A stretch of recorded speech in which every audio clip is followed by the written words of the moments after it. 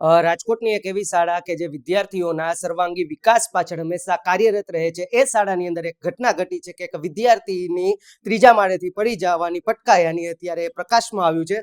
ત્યારે મારી સાથે એ શાળાના સંચાલક ખુદ જોડાઈ ગયા છે. આવો જાણીએ શું છે હકીકત, શું હતી સમગ્ર ઘટના. સાહેબ, ખરેખર તો શું હતું? એકચ્યુઅલી ગઈકાલે સાંજે વિદ્યાર્થી જે છે એ પોતાના જી અને નીટ જે એક્ઝામના પોતાના ડાઉટ સોલ્યુશન માટે 4:45 વાગે આવે છે, મિત્રો સાથે વાત કરે છે અને વાત કરતા કરતા બારીમાંથી એ નીચે જોવે છે અને ખબર નહીં શું બને છે અને એ બારીમાંથી નીચે પટકાય છે. પણ ભગવાનની ઈશ્વર કૃપાથી તરત જ બારીની નીચે એસીના કમ્પ્રેસર અને એસીનું પ્લેટફોર્મ જાળી હોવાથી એ પ્લેટફોર્મને પકડી લે છે અને એનાથી એ પોતે બેલેન્સ કરી અને પછી ધીમેક રહીને નીચે આવેલા છજ્જા ઉપર પોતે જે છે એ નીચે જમ્પ મારે છે અને આ આટલા બનાવમાં એને હાથમાં કોણીના ભાગમાં થોડુંક ઘસાતા વાગે છે. આ જ ઘટનાની જાણ તરત મેનેજમેન્ટ, જે હાજર રહેલ મેનેજમેન્ટનો સ્ટાફ અને શિક્ષકોને થતા શિક્ષકો એને ફટાફટ બાજુની હોસ્પિટલમાં લઈ જાય છે અને સામે વાલીને જાણ કરવામાં આવે છે અને વાલી પણ તરત જ આવી જાય છે અને બાળકને જે છે સામાન્ય પાટાપિંડી કરી અને બાળક ઘરે વાલી લઈ જાય છે. આ ઘટના સિર્ફ ખાલી આટલી જ છે. ભલે બાળકને થોડુંક ઈજા થયેલ છે, લોહી નીકળેલ છે. બાળકને પૂછતા બાળકે એવું કીધેલું કે એ સમય મને શું થયું, કદાચ બની શકે બીપી લો થઈ ગયું હોય, ચક્કર આવ્યા હોય, શું બનેલું છે એ બાળક હવે એના વાલીને વાત કરશે ડિટેલમાં. પણ જે રીતે આ ઘટનાને અલગ રીતે મૂલવવામાં આવે છે એમાં જરા પણ સત્યતા છે નહીં. ઘણી વખત આપણે જોઈએ છીએ વિમલ સાહેબ કે આવી ઘટનાઓ બાદ ઘણા પ્રકારની ચર્ચાઓ ચાલી રહી છે. આજે અત્યારે એક ચર્ચા ચાલી છે કે અહીંયા વગેરે વગેરે ટ્યુશન ક્લાસીસ ચલાવવામાં આવી રહ્યા છે. બાળક શું કરતો તો ફલાણા ધક્કો દીધો. આ તથ્યમાં તમારે શું કહેવું છે? આજે આપણે આ વાતને પૂર્ણવિરામ કરવી હોય તો કઈ શબ્દોમાં કરશો?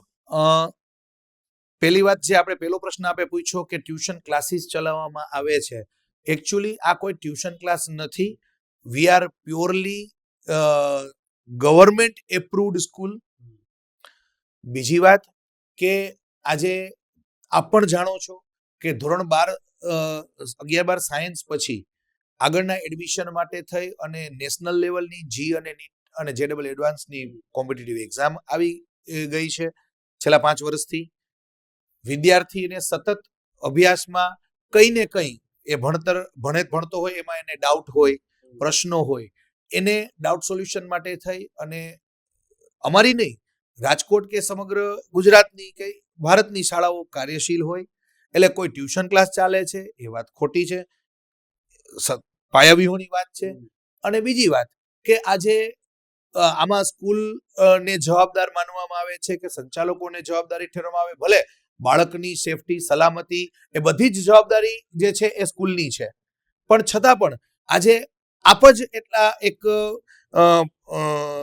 પત્રકારિત્વને ભાગરૂપે આપ પણ સમજી શકો કે જો એવી કોઈ ઘટના હોય તો આજે આપ લોકો એટલા એક્ટિવ છો, સોશિયલ મીડિયા એટલું એક્ટિવ છે, વાલીઓ એટલા જાગૃત છે, તો શું એ ઘટના બહાર આવ્યા વગર રહે? એ એક સમજવાનું રહ્યું આપણે બધાએ. સારવાર અર્થે ખસેડાયા ત્યારે વાલીઓને આપે જાણ કરી અને વાલીઓએ શું પ્રતિક્રિયા આપી છે કે જે રીતના તાત્કાલિક તમે બાળકની સારવાર કરી?